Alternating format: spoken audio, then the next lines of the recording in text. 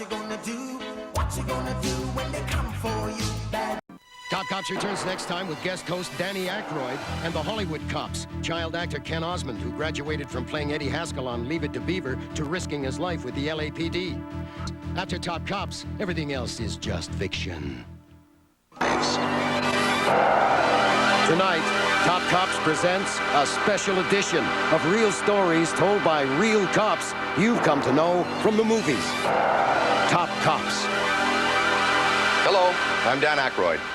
I don't know if my love of cop stories was instilled in me by my grandfather, who was a member of the Royal Canadian Mounted Police, or whether it came from growing up watching early TV cops like Broderick Crawford and Jack Webb. But long before I appeared as Sergeant Joe Friday in the movie version of Dragnet, I learned that behind every police officer's shield are stories of tragedy, comedy, and suspense. Now, most cops never relate these real-life dramas to anyone but other cops, yet a few have stepped into the spotlight and now spend their time arresting our imaginations. Tonight, on behalf of Top Cops, I'd like to introduce you to the Hollywood Cops. In a moment, actor turned cop Ken Osmond faces death on a Hollywood street. Now, Ken Osmond, a child star who became a man in blue. My first career was in the movies. At the age of 6, I appeared in Plymouth Adventure, a Spencer Tracy film about the landing of the Mayflower. But most people got to know me as a teenager on the TV series Leave It to Beaver. My father says it doesn't pay to waste time with people who don't count.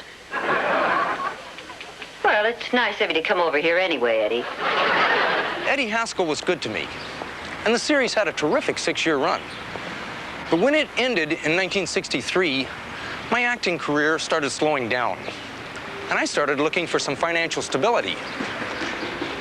The city of Los Angeles was kind enough to offer me a paycheck every other Wednesday for pursuing my second career as a cop. In September of 1980, my partner, Henry Lane, and I were assigned to the Rampart area of Los Angeles as part of a special team whose primary function was to target drunk drivers. It was an extremely warm night, and around 11:30, we pulled into a fire station to take a short break.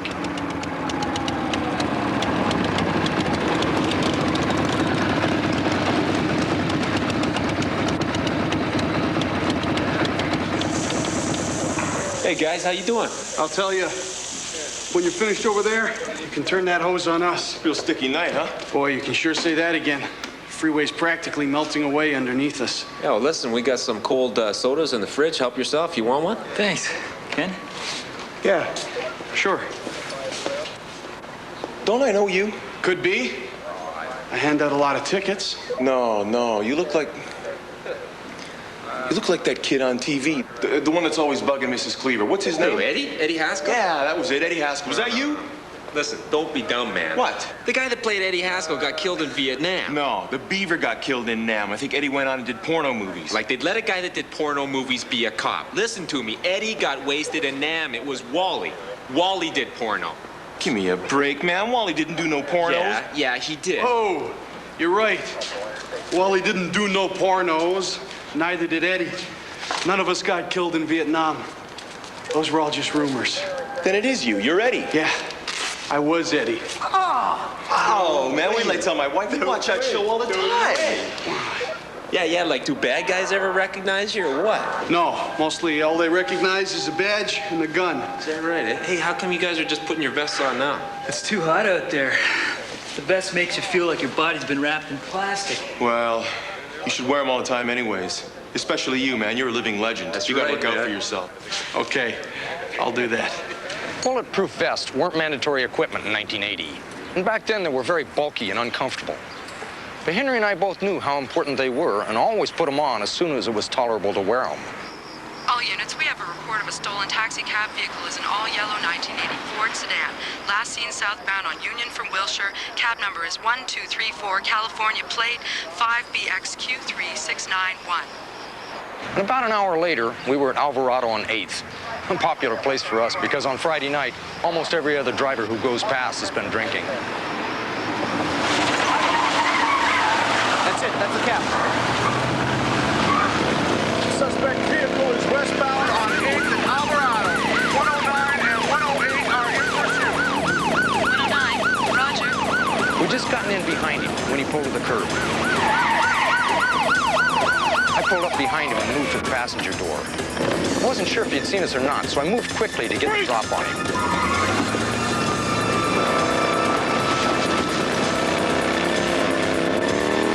1MX 109. Suspect vehicle is westbound on 8th at Coronado. Driver is a lone black male, approximately 30. 108 and 109 are in pursuit. 109, 8th and Coronado. In LA, a pursuit call is the equivalent of a help call, and other units began converging to back us up, and hopefully we're only minutes away. He took a hard left on Rampart Street, making another left at the next corner, which was 7th Street.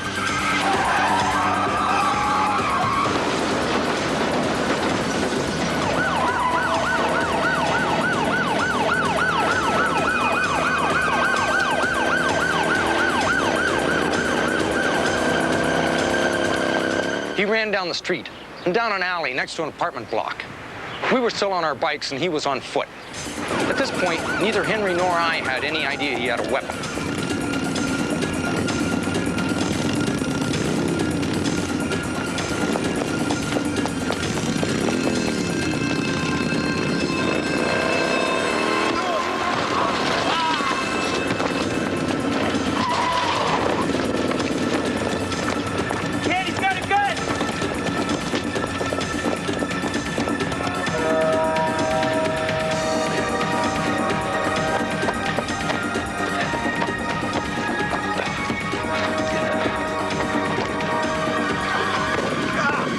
Shots at him. The bullets went through his jacket, skimming his side.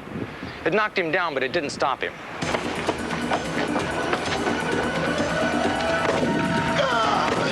I got him, kid! Henry's gun was now empty. Henry's second volley hit him in the other side, but he still kept running. The suspect hit the corner and ran eastbound on 7th. For a second, he was out of sight. Then I saw him. He turned into a building, and I assumed he went inside.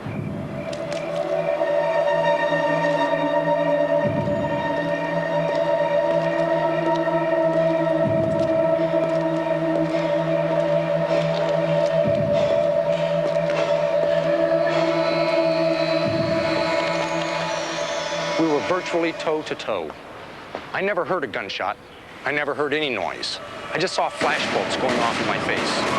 At that range, the bullets hit you at a velocity of 300 miles per hour. So I don't remember shooting. I don't remember anything before I hit the ground.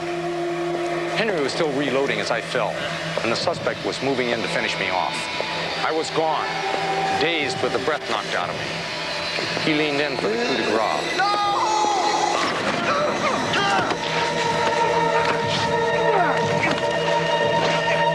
I saw my left hand stretched out next to me with my gun in it. I don't know how it got there because I'm right-handed.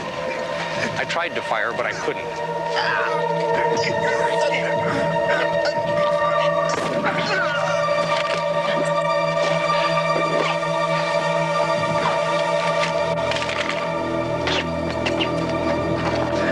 Ken, don't move. 2 of the shots had been stopped by my vest. The third hit my belt buckle. It was unbelievable luck. None had penetrated, but they'd hit so hard that I had 3 10-inch bruises that wept for a week, and I still have scars. Backup and paramedics arrived, and because there was only 1 ambulance available, the suspect and I rode to the hospital together. Let me die! Let me die! His name's Norcross. He's on parole. He stabbed his girlfriend 27 times on her 27th birthday. You want the best part? What? He's a reverend, got his diploma and everything. Henry Lane saved my life that night and was awarded a much-deserved Medal of Valor. But the shooting marked the beginning of the end of my second career. 30 days later, I was in a second shootout, where a .357 bullet grazed my scalp. Besides the physical injuries, like a lot of cops who've been in shootings, I had a lot of emotional problems. 4 years later, I retired as a result of lingering medical problems from the shooting. I had a tough time at first, but my wife and friends like Henry, they saw me through.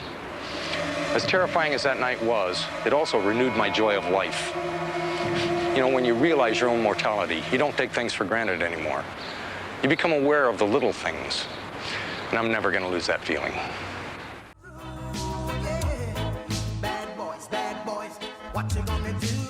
What you gonna